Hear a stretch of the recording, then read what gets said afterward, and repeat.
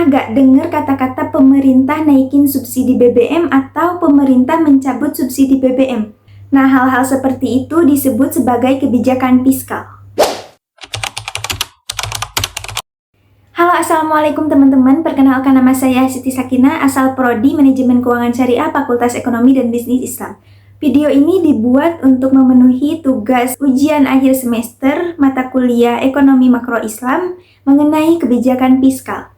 Tanpa berlama-lama lagi, kita langsung ke pembahasannya. Sebelum mengenal lebih jauh kebijakan fiskal itu seperti apa, kita akan memahami terlebih dahulu arti dari kebijakan fiskal. Fiskal itu sendiri adalah pajak yang berhubungan dengan pendapatan negara. Sedangkan kebijakan fiskal adalah kebijakan dalam mengontrol perekonomian melalui pendapatan dan pengeluaran negara. Nah, itu secara arti. Untuk penerapannya bagaimana?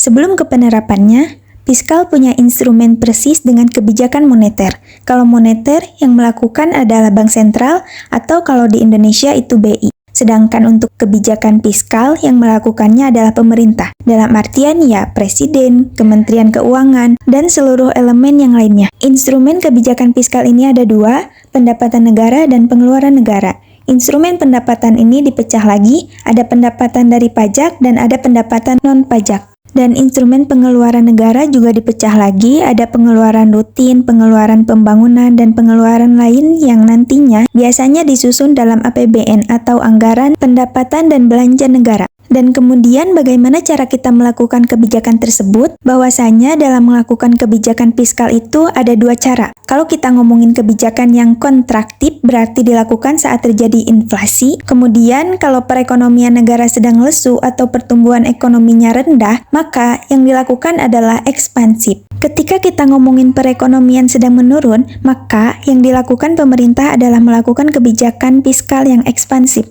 Dengan cara apa?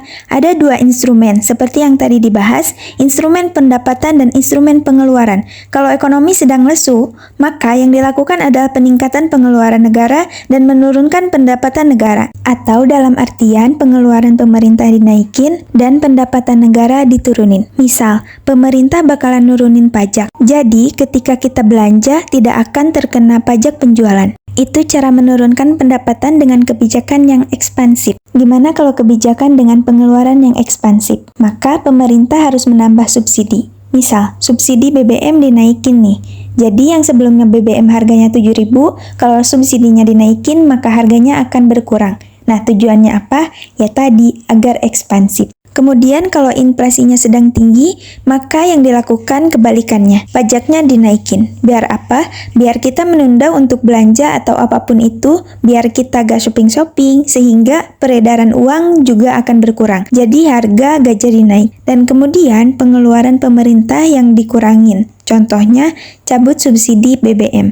Kemudian beasiswa-beasiswa dicabut atau dikurangi jumlah kuota beasiswa. Tujuannya apa? Tujuannya biar pengeluaran pemerintah berkurang. Kemudian kebijakan fiskal dalam perspektif Islam. Apakah sama dengan kebijakan konvensional? Mari kita bahas. Kebijakan fiskal dalam Islam ini tidak hanya semata-mata untuk perbaikan ekonomi dan pertumbuhan ekonomi saja, melainkan untuk menciptakan mekanisme distribusi ekonomi yang adil. Karena permasalahan ekonomi yang melanda manusia adalah berasal dari distribusi harta yang merata. Nah, selanjutnya, bagaimana sih kebijakan fiskal pada masa Rasulullah? Pada masa Rasulullah, sumber pendapatan atau pengeluaran dari umat muslim meliputi zakat, kharaj, wakaf, fai, nawab atau biaya pertahanan negara, dan lain sebagainya. Sedangkan untuk pengeluarannya meliputi penyaluran zakat, pembiayaan gaji pemerintah, utang negara, biaya pendidikan, pembangunan, dan lain-lain. Dan kebijakan fiskal dalam Islam ini dikendalikan oleh Jiswab. Apa sih peran Jiswab dalam kebijakan fiskal? Jiswab atau Badan Pengelola Zakat, Infak, Sodakoh, dan Wakaf berkewajiban untuk mengembangkan masyarakat yang didasarkan atas distribusi kekayaan berimbang dengan memperhatikan nilai-nilai material dan spiritual pada tingkat yang sama. Nah, jadi pemerataan dalam pendistribusian itu diatur oleh lembaga Jiswab.